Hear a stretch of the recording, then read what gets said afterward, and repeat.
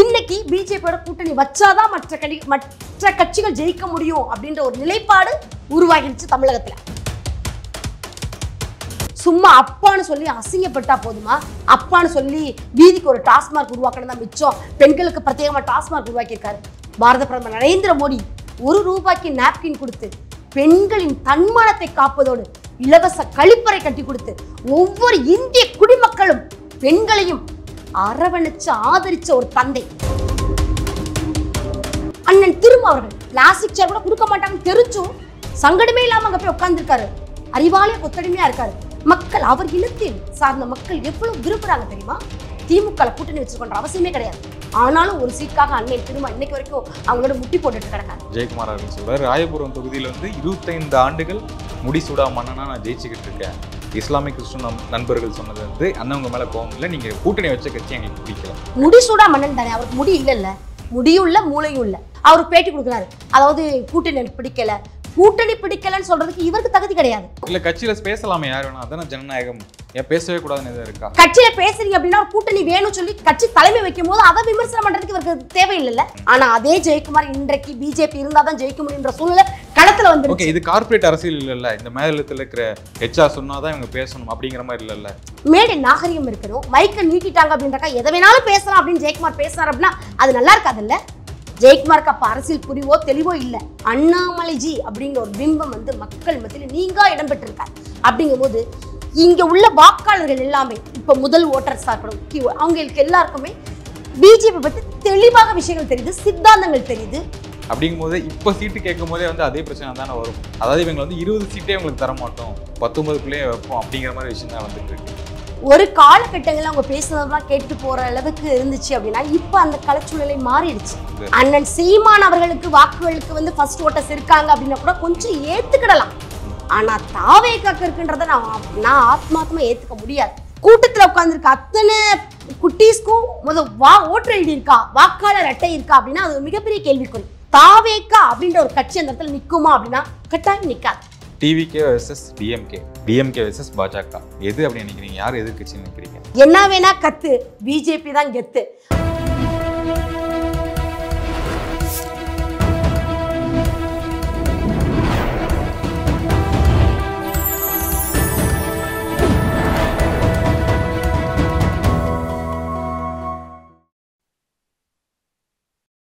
Channel 5 தமிழர்களுக்கு வணக்கம். இன்றைய நேர்காணலில் நம்முடன் இணைந்திருப்பவர் பாஜகவின் மகளிர் அணியை சேர்ந்த மாநில செயலாளர் ஜெயமணி அவர்கள்.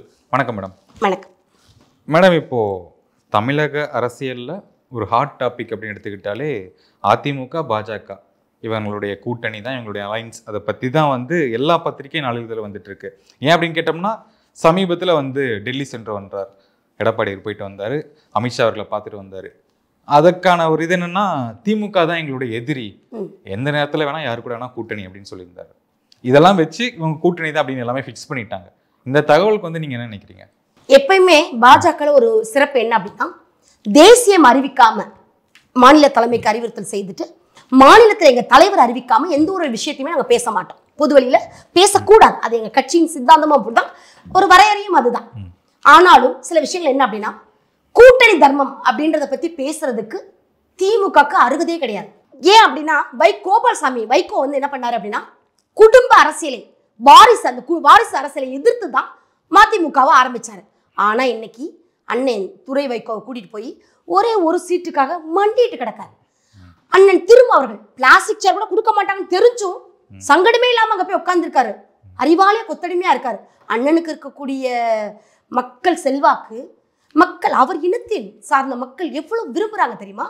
அவர் தெய்வமா போற்றி வணங்கிக்கிட்டு இருக்காங்க. அப்படிப்பட்ட இடத்துல இருக்க அவரு திமுக கூட்டணி வச்சிருக்கின்ற அவசியமே கிடையாது. ஆனாலும் ஒரு சீட்காக அண்ணன் திரும்ப இன்னைக்கு வரைக்கும் அவங்களோட முட்டி போட்டுட்டு கிடக்காரு. அப்படிப்பட்ட காலச்சூழல் ஏற்படும் போது ஜெயக்குமார் சொன்னாரு, அமைச்சர் ஜெயக்குமார் அவர்கள் சொல்றாரு, பிஜேபியால தான் நான் தோத்தேன், இல்லாட்டி நான் கூட்டணில இருந்து நான் ஜெயிச்சிருந்திருப்பேன், இந்த கூட்டணி வச்சதுனால தான் தோத்து போனேன் அப்படின்னு சொன்ன ஜெயக்குமார் அவர்கள் இன்றளவும் இருக்கார். ஆனா பாஜகவின் வளர்ச்சி கனியா போயிடுச்சு, அவ்வளவு ஒரு உயரத்துக்கு போயிடுச்சு. யாருமே அதை தொட்டு பறிக்கிறதுன்றது தொட முடியாத இடத்துக்கு போயிட்டாங்க. அப்படி இருக்க இடத்துல இன்னைக்கு பிஜேபியோட கூட்டணி வச்சாதான் மற்ற கட்சிகள் ஜெயிக்க முடியும் அப்படின்ற ஒரு நிலைப்பாடு உருவாகிடுச்சு தமிழகத்துல. கட்சி வந்து அபரிவிதமா வளர்ந்துருச்சு. கிளைகள் தோறும் பாஜக தொண்டர்கள் இருக்காங்க. பூத் வாரிய ஆட்கள் வந்து நிறைய வேலை செஞ்சுட்டு இருக்கோம். களத்துல வந்து மக்கள் வந்து ஒரு 80 காலகட்டங்களா இருக்கட்டும், இந்த 2080 காலகட்டங்களுக்கு தவிர்த்து அந்த 2000 நம்ம மோடிஜி வந்து பிரதமரா வர்றதுக்கு முன்னாடி வரைக்கும் நாட்டின் பிரதமரை பத்தி யாருக்குமே தெரியாது. ஒரு நாட்டுல பிரதமர் ஒருத்தர் இருக்காரு அப்படின்னு ஒரு கடைக்கோடி தொண்டனுக்கு, கிராமத்துல வாழக்கூடிய ஒரு கடைசி விவசாயிக்கு தெரியாது பிரதமர்னா யாரு, அந்த பிரதமரோட பணிகள் என்ன, யார் அவர் எப்படிப்பட்டவரா இருப்பாரு, அவரோட சூழ்நிலைகள் என்னவா இருக்கும், இதை பத்தி எதுவுமே தெரியாது. ஆனா இன்னைக்கு சூழ்நிலை களத்துல என்ன இருக்கு அப்படின்னா, கிராமத்தில் ஒரு கடைக்கோடி விவசாயிட்ட போய் கேளுங்க, சொல்லுவாரு மோடி மோடி மோடி என்கிற வார்த்தை கீதமாய் ஒலிக்கிறது ஒவ்வொரு உலக நாடுகள் மத்தியில் மட்டுமல்லாம இந்தியால. ஒரு நாட்டின் முதுகெலும்பு என்ன, நம்ம விவசாயம். விவசாயி ஒவ்வொருத்தனுக்கும் வருடத்திற்கு 6000 ரூபாய் கொடுத்து அவரோட முதுக அப்படியே சப்போர்ட் பண்ணியிருக்காரு. விவசாயி முதுகெலும்புன்னு சொன்னா பத்தாது, அந்த முதுகெலும்பை தாங்கி பிடிக்கக்கூடிய தூணா பாரத பிரதமர் இருந்திருக்காரு. அப்படி ஒவ்வொரு இடங்கள்லையும் பாரத பிரதமர் வந்து மிகப்பெரிய திட்டங்களை பெண்களுக்கு 90% திட்டங்கள் வந்து பெண்களுக்கு தான் கொடுத்திருக்காரு. முத்ரா கடன் வங்கியா இருக்கட்டும், செல்வ மகள் சேமிப்பு திட்டமா இருக்கட்டும், நிறைய. 1 ரூபாய்க்கு நாப்கின் கொடுத்து சும்மா அப்பான்னு சொல்லி அசிங்கப்பட்டா போதுமா? தமிழகத்துல அப்பா அப்படின்னு சொல்றாரு முதல்வர். அப்பான்னு சொல்லி வீதிக்கு ஒரு டாஸ்மார்க் உருவாக்கணும் தான் மிச்சம். பெண்களுக்கு பிரத்யேகமா டாஸ்மார்க் உருவாக்கியிருக்காரு. ஆனா பாரத பிரதமர் நரேந்திர மோடி 1 ரூபாய்க்கு நாப்கின் கொடுத்து பெண்களின் தன்மானத்தை காப்பதோடு இலவச கழிப்பறை கட்டி கொடுத்து ஒவ்வொரு இந்திய குடிமக்களும் பெண்களையும் அரவணைச்சு ஆதரிச்ச ஒரு தந்தை. அப்படிப்பட்ட மோடியோட பேர் வந்து கடைக்கோடி தொண்டனுக்கும் தெரியுதுங்க.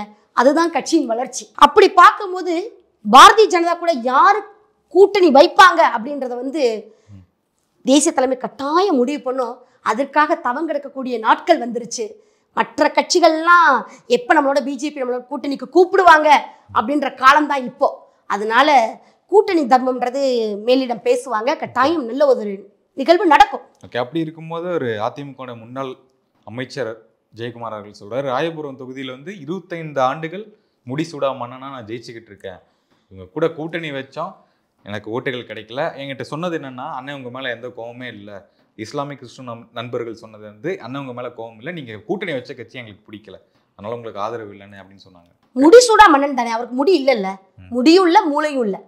ஒரு கட்சியோட தலைமை என்ன சொல்லுது அப்படின்றதுக்கு அது கட்டுப்பட்டு கீழ்ப்படிஞ்சு நடக்கக்கூடியதா அமைச்சர் அவரோட பொறுப்பே தவிர, அந்த தார்மீக பொறுப்பை நிர்பந்தத்தை கடந்து அவர் பேட்டி கொடுக்குறாரு. அதாவது கூட்டணி எனக்கு பிடிக்கல, கூட்டணி பிடிக்கலன்னு சொல்றதுக்கு இவருக்கு தகுதி கிடையாது. அவரோட தலைமை சொல்லணும், அவங்களோட தலைவர்கள் சொல்லணும். இல்ல கட்சியில பேசலாமே, யார் வேணா, அதான ஜனநாயகம். ஏன் பேசவே கூடாதுன்னு எதாவது இருக்கா? கட்சியில பேசுறீங்க அப்படின்னா கூட்டணி வேணும்னு சொல்லி கட்சி தலைமை வைக்கும் போது அதை விமர்சனம் பண்றதுக்கு இவருக்கு தேவையில்லை. ஜனநாயக நாட்டுல தவறுகளோ, இதுதான் அபிஷியல் அனௌன்ஸ்மென்ட் எதுவுமே வரல. அவருடைய கருத்தை வந்து சொல்றாரு. எப்ப சொன்னாரு? இது சென்ற முறை சொன்னாரு. ஆனா அதே ஜெயக்குமார் இன்றைக்கு பிஜேபி இருந்தாதான் ஜெயிக்க முடியும்ன்ற சூழ்நிலை களத்துல வந்துருச்சு. இது கார்ப்பரேட் அரசியல் இல்ல, இந்த மேலிடத்துல இருக்கிற HR சொன்னாதான் இவங்க பேசணும் அப்படிங்கிற மாதிரி இல்ல. கட்டாயம் இல்ல. எல்லாருமே ஜனநாயக நாட்டுல அவங்களோட கருத்தை பதிவு பண்ணலாம், கட்டாயம் செய்யலாம். அதுக்காக கூட்டணி தர்மத்தையும் மற்றவர்களை வந்து நம்ம வந்து திருப்திப்படுத்தணும் அப்படின்றதுக்காக வந்து ஒரு பொது வழியில கட்சி, ஒரு கூட்டணி கட்சி அசிங்கப்படுத்தக்கூடிய ஒரு அவலநிலை ஜெயக்குமார் அவர்களுக்கு தேவையில்லை. பேசவே கூடாது. அரசியல் புரிதல் இருக்கணும், மேடை நாகரிகம் இருக்கணும். மைக்கை நீட்டிட்டாங்க அப்படின்றக்கா எதை வேணாலும் பேசலாம் அப்படின்னு ஜெயக்குமார் பேசினார் அப்படின்னா அது நல்லா இருக்காதுல்ல. ஜெயக்குமாருக்கு அப்ப அரசியல் புரிவோ தெளிவோ இல்லை. அவர் என்ன நினைச்சிருக்காருன்னா, ஒரு பொம்பளை பிள்ளை வேலை கேட்டு வந்த பிள்ளைய அம்மா வாக்குன மாதிரி சம்பவங்கள் நடக்கும் அப்படின்னு நினைக்கிறார். இவரோட இமேஜ் அதுல போகலையா? பிஜேபியோட கூட்டணி வச்சதுனாலதான் போயிருச்சா? இந்த மாதிரி விஷயங்களை அவர் தவிர்த்திருக்கலாம் தானே. அவர் வயசுக்கும் அவர் இருக்கக்கூடிய பொறுப்புக்கும் அதுக்கு மரியாதை செலுத்தி அதை கண்ணியமா காப்பாத்த துப்பு இல்லை. இப்படி ஒரு பேட்டி தேவையில்லைன்னு நான் நினைக்கிறேன். இப்போ ஜெயக்குமார் சொன்னாருன்னு சொல்லியிருந்தீங்க, அவர் கூட்டணியில் இருந்துட்டே வந்து கட்சி தலைமையை பத்தி எடுத்து பேசுறாங்க. எடப்பாடி அவர் சொன்னது என்னன்னா, அமித்ஷா சொன்னாரு 26ல் வந்து NDA தலைமையில் ஆட்சி அமையும் அப்படின்னு சொன்னதுக்கு அவர் என்னன்னா சொல்லிட்டு போகட்டும் அப்படிங்கிற மாதிரி வந்து ஒரு ஸ்கிப் பண்ணிட்டு போறாருல்ல.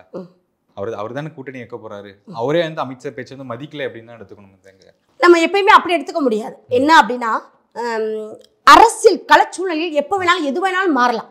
மக்களின் மனநிலை எப்போ வேணாலும் மாறுற மாதிரி அரசியல் சூழ்நிலைகளும் களமும் எப்போ வேணாலும் மாறலாம். அப்படி பார்க்கும்போது யார் கூட கூட்டணி வைக்க போறோம், யாரெல்லாம் நம்மளோட சேர போறாங்க அப்படின்றத இன்னும் ஒரு வருட காலம் இருக்கு. காலம்தான் பதில் சொல்லும், தலைவர்கள் தான் தீர்மானிப்பாங்க. கொஞ்சம் பொறுத்திருந்து பார்ப்போம். நல்லது ஒரு கூட்டணி அமைஞ்சு பாஜக மாபெரும் வெற்றி அடையும், அதுல மாற்று கருத்தே இல்லை. ஓகே, அப்போ என்டிஏ தலைமை அப்படிங்கிறது வந்து இங்க நடக்காத விஷயம் தானே? அதிமுக தலைமையில தானே இங்க நடக்கும்.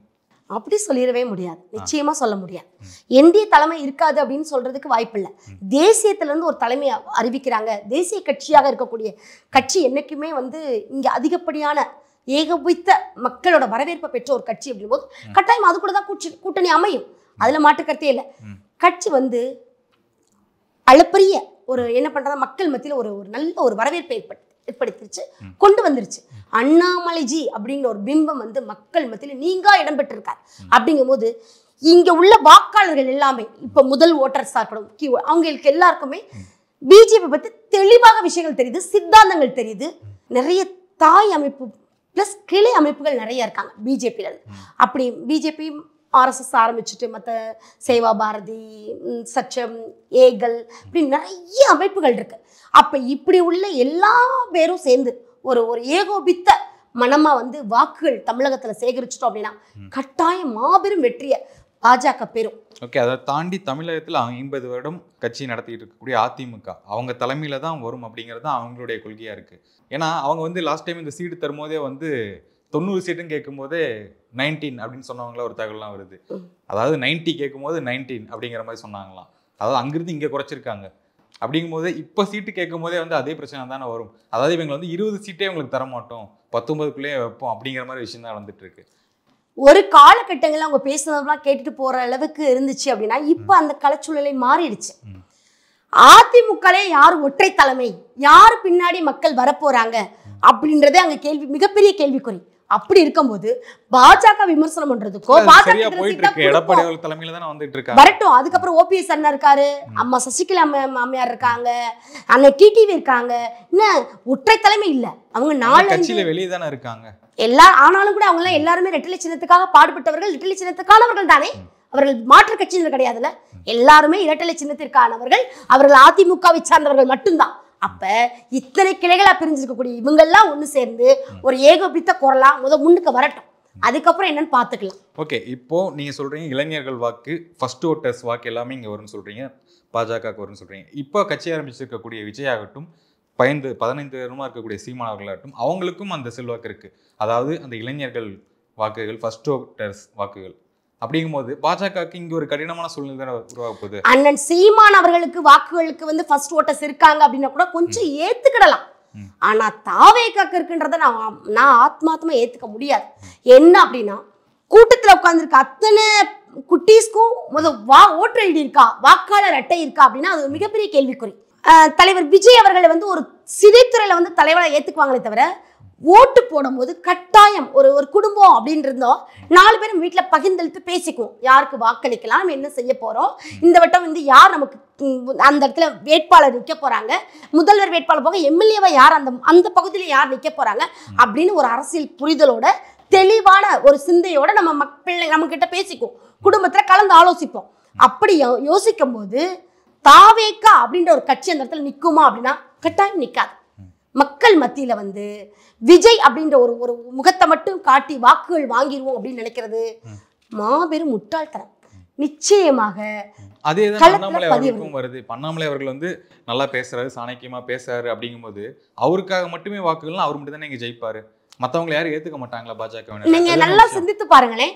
பிஜேபியில நீங்க கூப்பிடுங்க, கடைக்கோடி தொண்டனை கூப்பிட்டு உங்களோட அதீதமான ஒரு மிகப்பெரிய கட்சியா நீங்க சொல்லிட்டு இருக்க திமுக உங்க துணை முதல்வர் உதயநிதியை கூட கூப்பிட்டு எதிர்த்த சீட்ல உட்கார வச்சு பேசி பாருங்க. எங்களோட பிஜேபி தொண்டன் என்ன புள்ளி விவரம் வேணாலும் எவ்வளவு பேசணும்னாலும் அறிவு சார்ந்த விஷயங்களை பேசிட்டு போயிடுவோம். ஆனா தாவேக்காலையோ திமுகலையோ அப்படி பேசக்கூடிய நபர்களை தரல் விட்டு என்ன கூட இருக்க மாட்டாங்க. அப்ப அறிவு, அரசியல் புரிதல், மக்களுக்கான களப்பணி பிஜேபி தான் செஞ்சு. களத்தில் மக்கள் ஆதரவு அப்படிங்கிறதும் ஒரு பெரிய விஷயம் தான். நிச்சயமா இப்போ உதயநிதி அவர்கள் வந்து 1 லட்சம் வாக்குகளுக்கு மேல 1.5 லட்சம் வாக்குகள் மேல ஜெயிச்சாரு ஜெயப்பாக்கம் தொகுதியில். அந்த தொகுதியில் இப்போ வந்து தாவேக்காவினரோ இல்லை அதிமுகவோ நீங்க சொல்ற பாஜகவோ அங்க போயின்னா கூட தோக்கறக்கான சூழல் தான் அங்க இருக்கு. அப்படிங்கிற மக்கள் ஆதரவு அங்க பெருசா இருக்கு அவருக்கு. சரிங்களா, இங்க அறிவார்ந்த விஷயம் பேசுறதான் வந்து ஜெயிக்க முடியும் அப்படிங்கிற சூழல் இல்லைல்ல. மக்களின் மனம் வந்து இலவசத்தை நாடி கொண்டு போகக்கூடிய சூழ்நிலை யார் ஏற்படுத்துறாங்க அப்படின்னா திமுக. எப்ப ஏற்படுத்துறாங்க? திருமங்கலம் தொகுதியில முத மூக்க அழகிரி அவர்கள் போட்டியிடும் போது இலவசமா பொருட்களை கொடுக்க போகதான் அடுத்தடுத்து இந்த நாட்கள் வரக்கூடிய நாட்கள்ல இந்த இலவசம் வந்து மக்களை தொத்திக்கிட்டு பெரிய பெரிய வியாதி ஆயிடுச்சு. அப்போ வந்து திமுக என்ன கொடுத்தாலும் இலவசங்களையும் பணத்தையும் கொடுக்கும் அப்படின்ற ஒரு விஷயத்துக்கு நம்ம தமிழக மக்கள் அடிமையாக்கப்பட்டுட்டோம். நாங்க எல்லாம் அதை நோக்கி எதிர்நோக்கிட்டோம் அப்படின்ற ஒரு சூழ்நிலை நம்ம தமிழக மக்கள் இருக்காங்க. அப்படிப்பட்ட ஒரு கள சூழ்நிலைய உடைக்கிறதுக்காக தான் நாங்கள் இவ்வளோ பாடுபட்டு இருக்கோம். கட்டாயம் மக்களுக்கு ஒரு தெளிவான புரிதல் வரும். அன்னைக்கு திமுக விரட்டி அடிக்கப்படும், தாவேக புரட்டி போடப்படும். இந்த சீமான் அவர்கள் வந்து என்டிஏ கூட்டணியில் வர மாதிரி தகவல்லாம் வந்துகிட்டு இருக்கு, முதல்வர் வேட்பாளராக வருவாரு அப்படிங்கிற மாதிரி. அது உண்மையா? சாத்தியம் இருக்கா? அதான் கூட்டணி விஷயங்களை பத்தி முழுமையாக பேசக்கூடிய அதிகாரமும் முடிவெடுக்கக்கூடிய அதிகாரமும் கட்சி தலைமைக்கு மட்டும்தான் உண்டு. ஓகே, அந்த இந்த ஃபேஸ் இப்போ சொல்றாங்க, அதாவது 2026 வந்து சீமான் வெர்சஸ் அண்ணாமலை வெர்சஸ் விஜய் இப்படிங்கிற 3 தலைவர்கள் வச்சு போகுது அப்படிங்கிற மாதிரி சொல்றாங்க. அது வந்து நீங்க கரெக்டாக எடுத்துறீங்களா? முக்கோணமா ஒரு விஷயம் நடக்க போகுது அப்படின்னா அப்ப திமுக எங்க போயிடுச்சு? திமுக களத்துல இருந்தே தூக்கிட்டோமா? இல்ல, இருக்காங்க. அப்ப திமுக வெர்சஸ் பாஜக தான் எனக்கு தெரிஞ்சு போட்டியே தவிர இதுல மற்ற மாற்று கட்சிகள் வர்றதுக்கு வாய்ப்புகள் கிடையாது. அப்ப அண்ணன் சீமான் கட்சி தொடங்கி இத்தனை ஆண்டுகள்ல, அதாவது பாஜக வெர்சஸ் சீமான் வருவாங்க அப்படின்னா அண்ணன் எத்தனையோ தேர்தலை சந்திச்சிருக்காங்க. ஒரு தொகுதியில கூட நின்று ஜெயிக்கல அப்படின்னும் போது மக்களின் பார்வை என்ன மாதிரி அண்ணன் மேல இருக்கு, சீமான் அவர்கள் மேல இருக்கு, அவங்க கட்சியின் நோக்கம் என்னவா இருக்கு அப்படின்றத மக்கள் தான் தீர்மானிக்கிறாங்க. மக்கள் தீர்ப்பே மகேஷன் தீர்ப்பு. அதனால 2026 மார்ஜின்ல தான் தோக்குறாரு. அதாவது 10,000 வாக்குகள் குறைவு, 5,000 வாக்குகள் குறைவு, அப்படிதான் தோக்குறாரு தவிர அவர் காசு கொடுக்காம நிக்கிறாரு. அவருக்கான வாக்குகள் லட்சக்கணக்கிலும் கூட வருது அப்படின்னு எடுத்துக்கலாம்ல. சீமான் அண்ணன் அவர்கள் வர்றது மாதிரி பாஜக அதை விட 2 மடங்கு வேகமா வந்துகிட்டு தானே இருக்கு. அப்ப இதே சீமான் அவர்களுக்கு நீங்க சொல்லக்கூடிய வார்த்தைகள் வந்து எதிர்க்கட்சிங்க, சீமான் அவர்களுக்கு நீங்க வைக்கக்கூடிய வார்த்தைகள் தலைவர் அண்ணாமலைஜி அவர்களுக்கு பொருந்தும் தானே கேட்கிறேன். வாக்குகள் நாங்களும் காசை கொடுக்காம களத்துல பணி மட்டுமே செய்து அதே மாதிரி நாங்களும் 10,000 20,000 வாக்குகள் வித்தியாசம் தோத்துட்டு வந்திருக்கோம். அப்ப கால சூழ்நிலைகள் வந்து சீமானவர்களுக்கு மாறும் என்றால் பிஜேபிக்கும் கட்டாயம் மாறும். களச்சூழ்நிலை நாங்க களத்துல பார்த்துட்டு இருக்கோம். மக்களுக்கு ஏகோபித்த விதமா பிடிக்கக்கூடிய ஒரே கட்சி தான் அந்த பிஜேபி. இந்த பாஜகவினர் வந்து சரி, தாவேகாவினர் 2 பேத்துக்கும் ஆசை என்னன்னா நாங்க தான் 2வது இடம், நாங்க தான் எதிர்கட்சி அப்படிங்கிற மாதிரி சொல்லிக்கிறாங்க. அதையும் தாண்டி அதிமுகவினர் வந்து இருக்காங்க, ஒரு 70 எம்எல்ஏக்கள் வந்து வச்சிருக்காங்க, 25% வாக்கு வச்சிருக்காங்க. இவங்களை வந்து நீங்க ஏன் இது பண்ண மாட்டீங்க? எல்லாமே வச்சிருந்தாலும் ஒற்றை தலைமையாக ஏகோபித்தமா உள்ள ஒற்றுமை இல்லாட்டி எல்லாமே எடப்பாடி இருக்காரு. நீங்க வந்து ஒரு திசை திருப்புற வேலை தான் நீங்க பண்றீங்க. ஒரு தலைவனை என்ன ஒரு மாண்பு அப்படின்னா அத்தனை பேரையும் அரவணைக்கணும். அத்தனை பேரையும் அரவணைச்சாதான் தலைவனுக்கான மாண்பு. நம்ம மட்டும் தான் தலைவர், அப்ப நம்ம மட்டும் தான் முடிவெடுக்க முடியும் அப்படின்னு சொல்றது வந்து சாத்தியமில்லாத ஒரு கூறு. எல்லா பேரையும் அத்தனை தலைவர்களையும் அரவணைச்சு ஒரு இடத்துல உட்காந்து ஏகோபித்த மனமா அதிமுக வந்துச்சு அப்படின்னா கட்டாயம் அண்ணாமலைஜியோட கூட்டணி வைத்தால் மாபெரும் வெற்றி அதிமுக. அதிமுகல இத்தனை பிரச்சனைகள் இருக்கு, பாஜகவில் வந்து அதுக்கும் ஒரு உட்கட்சி பிரச்சனைகள் இருக்குன்னு நாங்க கேள்விப்படுறோம். அதாவது அந்த தலைவர் பதவிக்கு யாரு வருவாங்க, நயனா நாகேந்திரனா, வானதி ஸ்ரீனிவாசனா, இல்லை மறுபடியும் தமிழிசையா அப்படிங்கிற பிரச்சனையும் ஓடிட்டு இருக்குல்ல. இப்பதான் வந்து கொஞ்சம் ஒண்ணு சேர்ந்த மாதிரி இருக்கே தவிர அதுக்கு முன்னாடி அந்த பிரச்சனை இருக்குல்ல. எல்லா கட்சியும் உட்கட்சி பூசல் இருக்கதான் செய்யுது. எப்படி நீங்க சொல்றீங்க? பிஜேபியின் முழு சித்தாந்தத்தை தெரிந்தவர்கள் யாரும் இதை சொல்ல மாட்டாங்க. என்ன அப்படின்னா, உங்களுக்கு நான் ஒரு விஷயம் சொல்றேன் கேளுங்க. அதிமுக அப்படின்னா அப்ப எடப்பாடி பழனிசாமி அவர்கள் மட்டும்தான் அதுல தலைவர் அப்படின்னு நிலைப்பாடு இருக்கு. ஆனா பாஜக அது சாத்தியம் கிடையாது. 3 ஆண்டுகளுக்கு ஒரு முறை கட்டாயம் தலைவர்களை மாற்றுவாங்க. கடைக்கோடி தொண்டனில் இருக்கவர் கூட தலைவர் ஆகலாம் எங்க கட்சியில. அப்படிக்கூடிய ஒரு சித்தாந்தம், அற்புதமான ஒரு கட்சி தான் பிஜேபி. அதனால அண்ணாமலைஜி 3 முறை இருந்தாலும் திருப்பி 3 முறை வருவாரே தவிர திருப்பி அடுத்து வேற பதவி தான் போகணும். அதனால பிஜேபியில் இருக்க யாருக்குமே பதவி ஆசையோ பொறுப்பாசையோ பண ஆசையோ எதுவும் இருக்காது. ஏன்னா எங்க சொந்த பணத்தை செலவு பண்ணி தான் நாங்க போஸ்ட் அடிச்சுக்குவோம். எங்க வீட்டு காசை செலவு பண்ணி தான் கட்சி கூட்டத்துக்கு போவோம். அங்க இருக்க வாழத்தார கூட நாங்க வீட்டுக்கு எடுத்துட்டு வர மாட்டோம். டிஎம்கே கிடையாது, இது பாஜக. அரசியல் களம் கட்டாயம் மாறும். பாஜக விட கட்சியில வந்து காசு இல்லாம வருமானம் கம்மியா இருக்கக்கூடிய கட்சி தான் சீமான் அவர்களும். அவரும் இதே வசனம் தானே சொல்லிட்டு இருக்காரு, எங்க காசுல வந்து செலவு பண்றோம் அப்படின்ட்டு. அண்ணன் சீமான் அவர்களோட கட்சி எவ்வளவு தூரம் செலவு பண்றாரோ கொண்டு போறாரோ அந்த அளவுக்கு அவருமே தலைமையில் நம்ம தான் அப்படின்னு டிசைடிங் அத்தாரிட்டி நாம மட்டும்தான், நம்மளை தவிர்த்து எதுவுமே நகர்ந்து போயிடக்கூடாது அப்படின்ற ஒரு நிலைப்பாடை விட்டுட்டா நல்லா இருக்கும் தான் நினைக்கிறேன். கட்டாயம். ஓகே, அது என்ன தப்புன்னு நினைக்கிறீங்க? இப்ப சீமானை வந்து அவர் கொள்கையை சொல்லி அவருக்காக தான் இவ்வளவு பேர் கூடி இருக்காங்க அப்படிங்கும்போது அந்த தலைமை அவர் தான் இருக்கணும்னு நினைக்கிறது என்ன தப்பு? அப்ப திமுகவே குடும்ப ஆட்சியே போதும் தானே, நான் மட்டும்தான் இருக்கணும், எனக்கு பின்னாடி யாருமே வேணாம் அப்படின்னு நினைக்கிற திமுகக்கு எதிர்ப்பு தெரிவிச்சு தானே அண்ணன் சீமான் அவர்கள் வந்திருக்காங்க. அப்ப அவரும் அதே நிலைப்பாட்டை உருவாக்கலாம். தமிழகம் என்ன கதியாகும்?